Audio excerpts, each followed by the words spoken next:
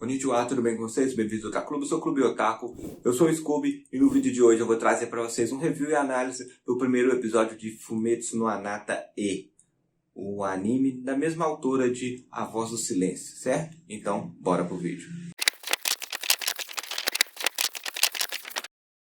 Antes de tudo, se você não é inscrito no canal, se inscreve, deixa seu like, comenta aqui embaixo se você já assistiu esse anime ou se você pretende assistir. E vamos trocando uma ideia. Ativa o sininho para receber todas as notificações sempre que sair vídeo novo.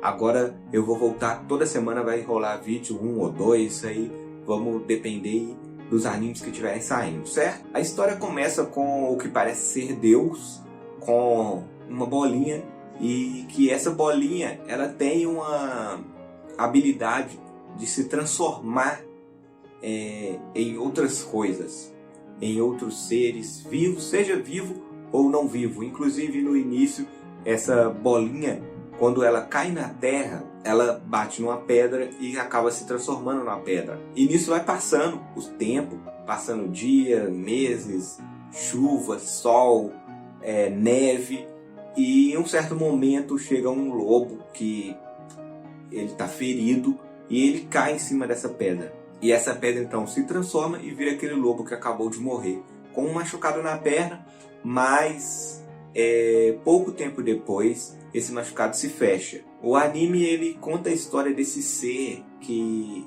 é imortal. Inclusive a New Pop vai publicar o mangá sobre o nome de Uma Vida Imortal. Então esse ser que era essa bolinha que agora se transformou em um lobo, ele é imortal, mas eu não sei qual exatamente o poder que ele tem. Se ele tem um poder de cura de fato, ou se ele só se cura quando ele se transforma na primeira vez, sabe? Porque esse lobo, ele transformou no lobo, curou a ferida que matou o lobo, mas será que se ele estivesse andando mais para frente e machucasse, ele teria também esse poder de regeneração? Ou foi só ali na hora que ele se transformou no lobo que ele se regenerou e se transformou num ser que não tinha nenhuma deficiência, nenhum machucado? Esse lobo ele vai andando, ele se encontra com um menino no meio da neve, com várias casinhas de madeira destruída, e onde só tinha a casinha desse menino que estava inteira ainda. Não tinha ninguém ali ao redor nessa aldeia, né? Era uma aldeia, mas agora, como só tem esse menino, não pode chamar isso de aldeia, né?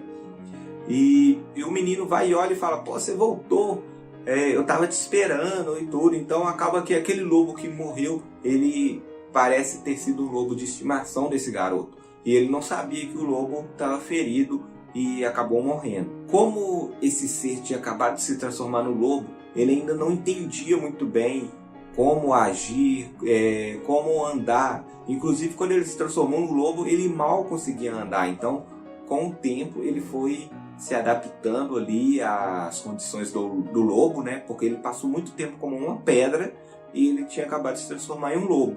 Então ele foi indo, ele entrou para dentro da cabana, o menino tentou alimentar ele, mas ele não sabia o que era se alimentar. Ele era uma pedra, pedra não come. Então o menino tentou dar comida para ele, tentou enfiar a comida na boca dele, mas ele se recusou.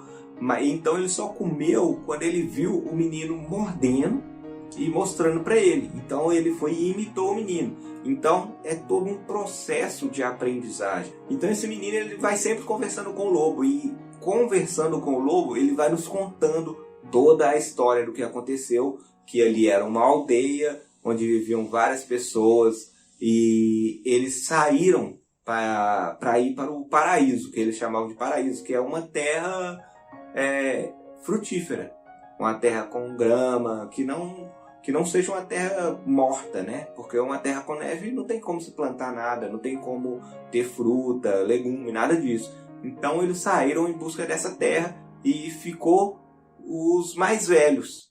O menino ia ir junto, mas só que o lobo ele segurou o menino e acabou que o menino ficou junto com os velhos há 5 anos, se não me engano. Tem 5 anos que eles partiram e eles falaram que iriam voltar para pegar eles e tal, e levar comida e os negócios todos que eles conseguissem, mas ninguém voltou. E enquanto o menino vai explicando tudo isso que tem acontecido, o lobo, esse ser, né, que está em forma de lobo, ele vai olhando e encarando o menino observando tudo, prestando atenção em tudo o que esse menino fala, para ele provavelmente absorver todas as informações que esse menino vai conseguir passar para ele. E esse menino, ele sempre tenta manter o alto astral, manter a esperança de que eles vão voltar, sabe? Eu acredito que ele estava fazendo isso mesmo assim, já sabendo que eles não voltariam. Era para ele manter um pouco de esperança dentro do seu coração, para que ele não pudesse assim, se entregar ao destino e falar: cara, todo mundo foi embora, eu tô aqui sozinho, não tenho o que fazer, que se foda, sabe? Então ele mantinha essa esperança como uma forma de dar força para ele. Em um certo momento ele resolve partir em busca dessa terra, em busca desse paraíso, mas no meio do caminho ele acaba se machucando. E nisso dificulta muito a sua jornada. Porque, cara, você tá na neve, dificuldade para locomover, você tem que estar carregando barraca, alimentação, tudo. E ele puxar aquilo tudo com a perna machucada era muito complicado. E você via na expressão dele que a esperança dele estava acabando, sabe? Ele estava seguindo, mantendo a aparência, mas por dentro você sente que ele estava angustiado, que ele já sabia que aquilo não estava dando certo.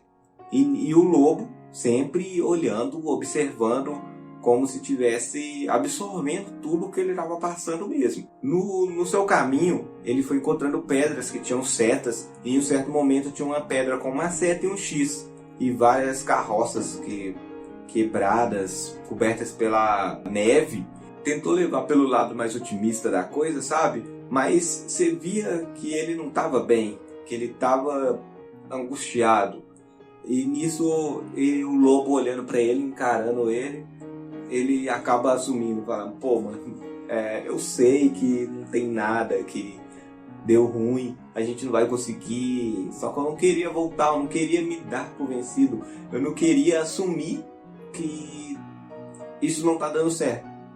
E eles vão e resolvem voltar para sua cabana, e nisso, com muito custo, ele consegue chegar na sua cabana, passando mal devido ao machucado, tempo, frio demais. Então ele começa a passar mal e o lobo meio que sem entender, o lobo começa a reagir até algumas ações, tentar puxar ele em alguns momentos, tentar fazer alguma coisa que não tem muito o que um lobo fazer.